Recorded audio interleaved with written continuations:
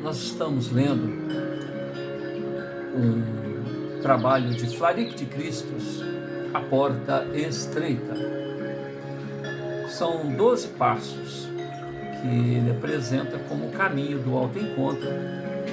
E, curiosamente, eu parei agora no 8º passo, a 8ª hora, que ele fala, aonde ele fala sobre o altruísmo. O interessante é isso.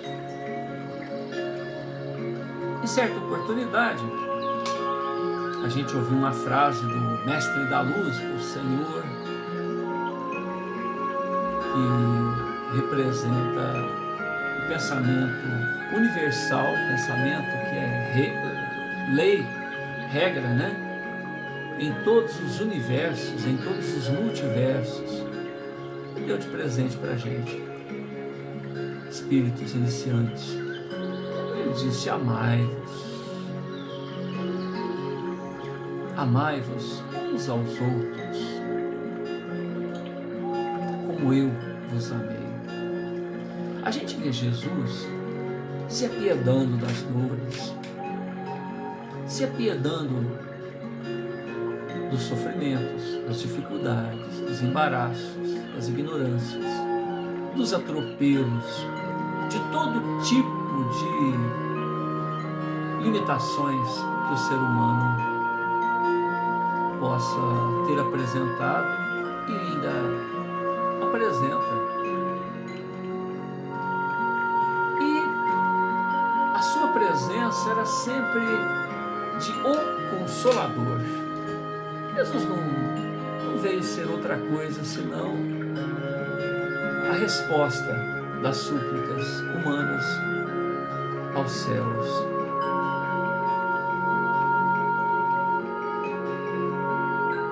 Ele não perdia uma oportunidade para mostrar a energia e para mostrar a energia do altruísmo, a energia do se sacrificar a favor do próximo.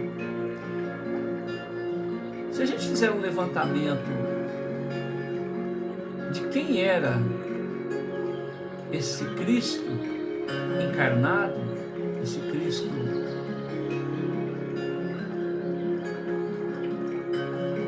obscurecido na figura de um carpinteiro, ele é um irmão mais antigo.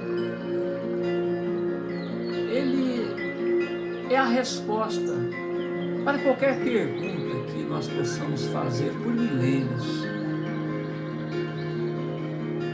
Foi ele quem criou a Terra.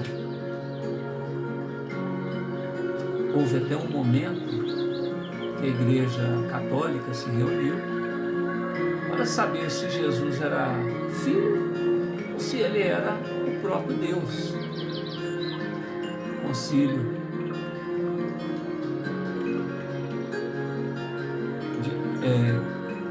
me parece que solicitado por Constantino. Precisava saber. Ele é Deus, ou ele é o embaixador do Altíssimo? Tal a realidade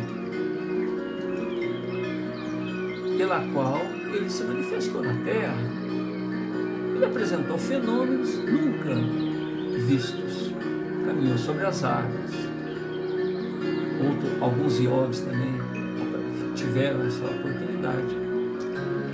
Transformou água em vinho, multiplicou pães, peixes, curou instantaneamente diversas doenças. Ele se permitiu,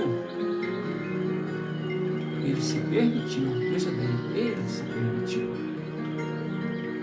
ser chamado de mestre. Mestre eu sou. Ou não. Bom é só o Pai que está no céu. A gente não tem ideia do que é ser bom. A gente não tem a menor ideia do que é ser bom. A gente mal compreende o que significa ser humano, ser solidário, ter o altruísmo manifesto. Muitos de nós confundimos esse processo iniciático de autoconhecimento com o isolamento social.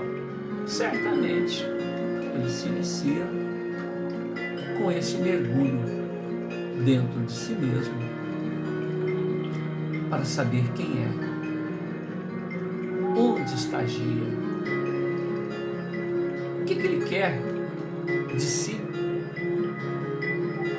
para si, qual a meta a ser buscada. Faz parte desse processo. Mas uma vez ciente da própria realidade, ciente das próprias limitações, é sair a campo, é distribuir essas dádivas, muitas das vezes de maneira silenciosa, muitas das vezes a própria harmonia de que ele se faz revestido gera em torno de si a harmonia das pessoas que estão perdidas perante si próprios, tentando copiar alguém, e aí aparece ele, harmonizado, diferente, meio loucão, meio estranho, porque tudo ao redor é alarido, balbúrdia, confusão, palavras que não dizem nada, pensamentos desconexos, tal qual é desconexa a realidade a qual nós estamos vivenciando dentro de nós mesmos. E aparece esse avatar, aparece esse lampejo, esse ser harmônico diante de nós. E a referência de um diapasão, a gente descobre que aquilo é muito bom estar perto desses indivíduos que alcançaram a iluminação. Não uma iluminação de uma estrela, mas a iluminação de um lampejo, a luz de uma vela, o pirilampo de um vagalume, mas é a luz interior se manifestando. E até onde eu vi, um autor espiritual, Flarik de Cristos, conversando com seu pupilo, o manda a campo, porque afinal de contas estamos entremeados, interligados,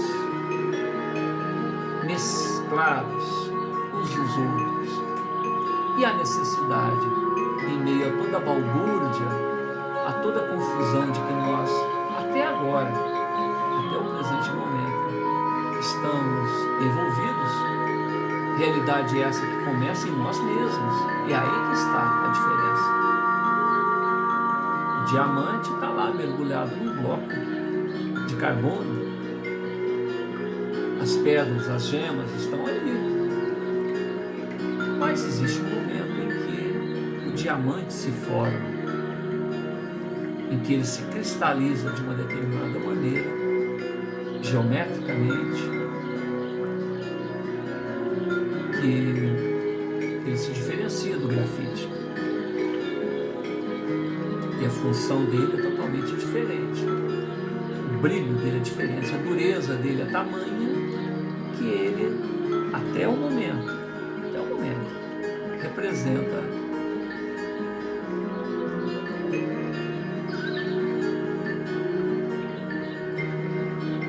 a oportunidade de você cortar qualquer outro material. É com diamante que se corta qualquer outra coisa. Você vai perfurar uma rocha, você vai cortar, trabalhar num dente, que é um tipo de uma rocha também, cristais, minerais. Precisou de cortar alguma coisa, está lá o diamante. E o diamante era um grafite que tolerou o calor, a pressão. Então, esse calor e essa pressão que nós precisamos nos mergulhar, realiza esse milagre de transformar grafite em diamante. Existe, durante esse momento em que o discípulo, a pessoa que está buscando a iluminação, tem que mergulhar dentro de si mesmo. Ele inicia esse processo entusiasticamente, corajosamente, pacientemente, persistentemente, harmonicamente, tolerantemente.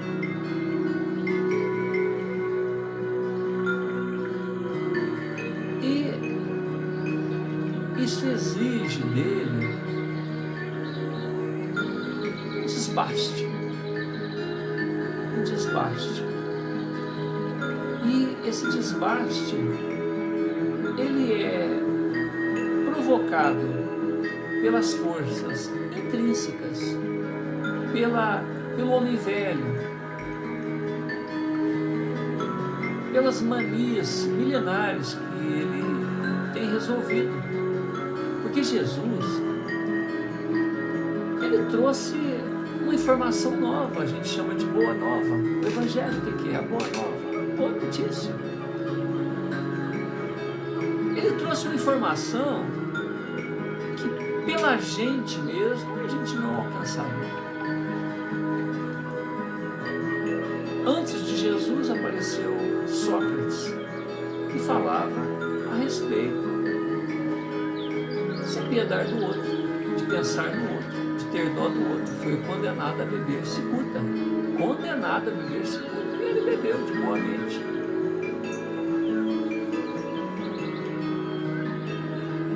Um dos discípulos de Sócrates dizia: mestre, mas eles te condenaram. Não, eles se condenaram. E se a gente for analisar a coisa pelo lado espiritual, pelas leis kármicas, o que aconteceu com os gregos? Os iluminados, os mestres, viraram tudo babá de filho de romano, que os romanos dominaram os gregos. Eles viraram babá, servos, tratados igual cachorro, igual respeitados no conhecimento, mas era servo, era escravo do romano. Então, arcaram com as consequências do que fizeram com Sócrates. Mas está tudo certo. Eles precisavam distribuir as suas luzes, porque eles tinham luzes para os romanos.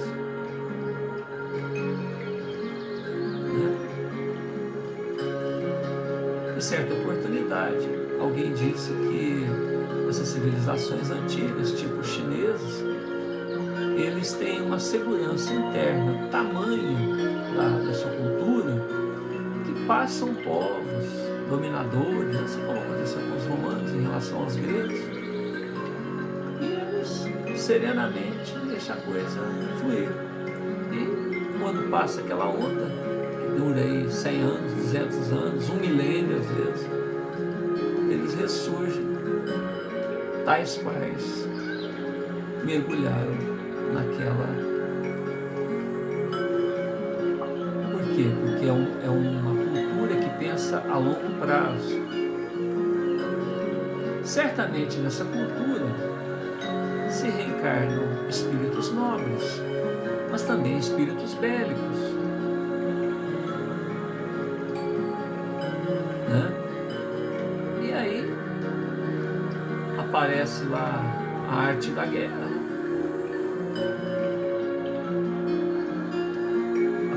aparece Confúcio, Lao Tse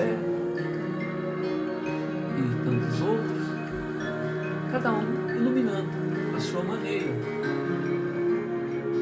Se nós observarmos os incas, os maias, aqueles indivíduos que moraram ali na região dos Andes, nós perguntarmos para ele: como é que vocês fizeram essas pirâmides? Nós fizemos essas pirâmides? Estão olhando aqui. Então, quem foram os tribais, raízes destes povos que se vestem tal qual aqueles povos que construíram as pirâmides vestiam. Cadê o conhecimento? Cadê as informações? Quem eram os seres que construíram aquela realidade que os atuais moradores usufruem? De uma maneira empírica, de uma maneira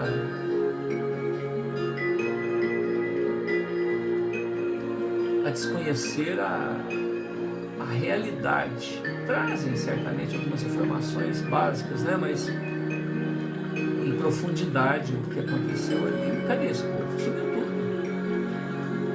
Então nós temos que lembrar que o corpo físico de um branco, de um negro, de um amarelo, de qualquer forma que o corpo tenha se manifestado durante milênios, é uma roupa. Nós já vestimos várias indumentárias físicas. Tivemos diversas cores na pele. Sob diversas maneiras o sol tocou a nossa pele em diferentes pontos do globo. Joana de Ângeles, que é uma orientadora do médium, chamado de Valquíria Franco, fez esse apontamento. E as pessoas que residiam aqui e ali, hoje, são o resultado de suas conquistas, mas seres iluminados, pessoas que estão à frente de seu tempo, que muitas das vezes vieram até de outros orbes. No campo do conhecimento científico, por exemplo, a gente pode citar Nikola Tesla, Albert Einstein, próprio Sócrates e Jesus. Então, Jesus fez a terra. Jesus fez a terra. Se a gente considerar que a terra tem bilhões de anos e que a humanidade tem milhares de anos, não é milhões, não, milhares de anos. Olha a distância. Jesus já era perfeito antes que a terra fosse. Nós temos que lembrar que depois que o Espírito atinge o estado de Espírito puro, a coisa não para por aí. Aí se inicia a escala crística. Para ser um Cristo, primeiro você tem que ser um espírito puro. Os espíritos dizem que um espírito superior, um espírito chamado puro no mundo espiritual, ele não é, mas reencarnado ele pode errar. Olha, são palavras textuais. Um espírito puro, quando reencarna, ele pode se equivocar. Não vai cometer as asneiras que a gente comete, mas ele se equivoca. O erro dele é erro perante Deus e erro perante ele próprio, a realidade que ele conhece. Mas um Cristo não. Então a gente desrespeitosamente, ignorantemente tem colocado o nosso Cristo de Deus em situações de saia justa. Coloca ele como homossexual, coloca ele como um pervertido sexual interessado por Maria de Madalena. Coloca ele nervosinho. Não, mas ele não ficou nervoso, pegou o chicote. Na hora que ele foi preso, ele corrigiu o Pedro. Existe a afirmação de que Jesus, enquanto os discípulos dormiam, ele sozinho e Deus orou: Senhor, se possível, afasta de mim esse cálice. Não, seja feita a tua vontade, não a minha. Quem que presenciou essa cena? Estava todo mundo dormindo, gente. Ele contou isso para alguém depois? Como é que foi? De onde apareceu essa revelação? num diálogo que ele teve com Deus enquanto todo mundo estava dormindo. Não estou dizendo que isso não aconteceu. Eu estou dizendo que as informações, elas são colhidas de uma determinada maneira que está sempre sujeita à reavaliação. Se você for um escrivão de polícia, e vai ouvir uma parte, se você não tiver a serenidade de entender que você é um mero transcritor do verbo para o papel, para a arte gráfica, deixar a emoção envolver, quando vier a outra parte, você já sai batendo porque você já ficou nervoso, porque do jeito que a pessoa contou, você já está... Mas se você ouvir a segunda parte, você já vai querer bater na primeira parte. Quem tinha razão? É a primeira parte ou a segunda parte? As pessoas que estão em conflito têm a sua equação pessoal em relação aos problemas da vida. E nós precisamos aprender a ouvir, sem nos afetarmos. Juntar informações e deixar o tempo amadurecer aquilo tudo. Então, hoje nós temos essas luzes. Primeira etapa: a Terra tem o homem como seu rei. O rei da criação é o homem. Será? Hoje nós temos a ufologia.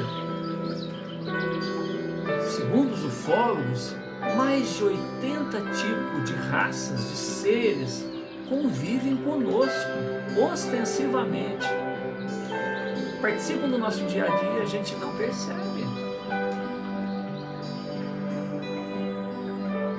Hoje em dia, as câmeras, os satélites, registram ações de UFOs na superfície da Terra, sob as nuvens, no espaço, na Lua, no Sol. Imaginemos o Sol, a distância que está, um grupo de seres com seu equipamento e o próprio corpo físico estão lá mergulhados.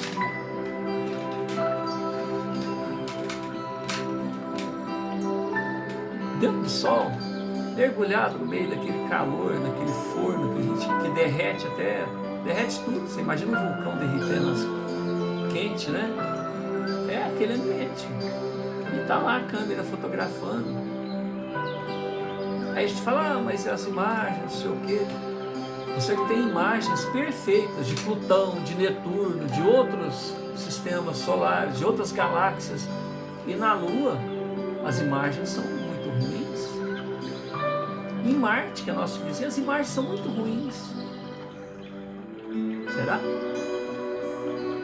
Que não é um controle que se tem de alguém que interessa por isso, para que as pessoas não saibam disso, para que não se assustem, ou para que não tenham ideia da realidade.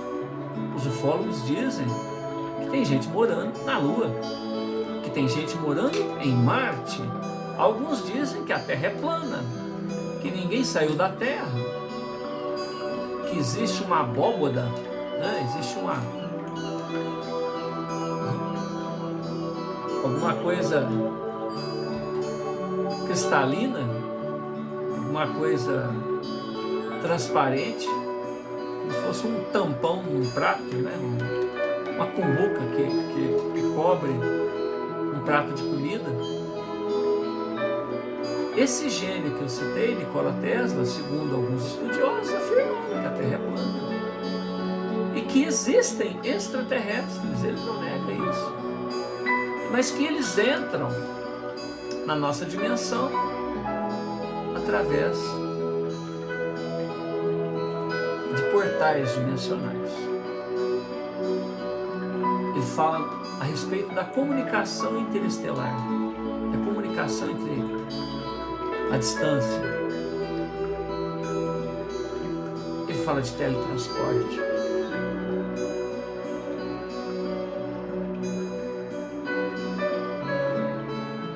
Ele fala uma experiência que ele fez, onde ele foi quase eletrocutado. Ele mergulhou num sistema elétrico, onde ele viu o presente, o passado e o futuro ao mesmo tempo. E é isso. Isso é criar um equipamento. Nós não estamos falando de mediunidade do cara. Não. Um sistema elétrico, onde você entra naquele sistema e você vê o presente, o passado e o futuro. Então há uma complexidade de situações já alcançadas pela realidade de conquistas tecnológicas que nós precisamos reavaliar os nossos conceitos de vida. O céu lá em cima, o inferno lá embaixo. Anjos criados perfeitos, concorrendo com Deus. Concorrendo com Deus. Vamos falar um pouquinho sobre Cristos. O Cristo é colaborador máximo, vamos dizer assim, de Deus. Emmanuel fala a respeito dessa grandeza do Cristo de Deus. E o Chico Xavier, não é bobo, né? Fala assim, então é comentado que cada planeta tem um Cristo. Existem planetas que têm mais de um Cristo. Ele cita um planeta do nosso sistema solar que tem 2 Cristos. Quer dizer, 2 indivíduos luminares que atingiram, depois de perfeitos, esse ápice, né? De ser um cuidador, né? De uma escola da vida, assim como o nosso Yahshua Ben Yosef é, o nosso Cristo reencarnado, filho de José. Mas vamos imaginar o seguinte: o nosso Cristo Jesus, que cuida da terra, que em relação ao sol não há tamanho, né? Quem vive no sol, será que é igual ao sol da terra? O avanço tecnológico, intelectual, moral. O Cristo que cuida desse grupo de pessoas que está no sol, será que tem o mesmo estágio evolutivo do nosso Cristo? Vamos complicar mais. O Cristo que cuida do sistema solar, diretor daquele grupo de empreiteiros de Deus, será que tem a mesma capacidade de cada um daqueles grupos ou tem alguma coisa a mais? Vamos um pouquinho mais. O Cristo que cuida da galáxia.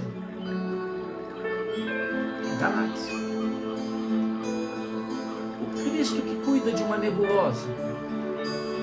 E agora vamos judiar mais. O Cristo que cuida do nosso universo. O Cristo que cuida do nosso universo. Qual a relação dele com o nosso Cristo de Deus, nosso Cristo Jesus? E nós temos que lembrar que já foi descoberto, isso está aí matematicamente, que não há um universo, nós lidamos com multiversos, em cada universo, ilimitadas dimensões, e vários universos, cada qual com suas dimensões. Olha a complexidade do conhecimento que a gente já consegue raciocinar em cima disso. Então, esse universo, o Cristo que cuida dele. O outro universo, o Cristo que cuida. E cada um sendo assessorado por outros Cristos. Agora vamos pensar Deus, gente. Deus. Acima de um Cristo que cuida do universo.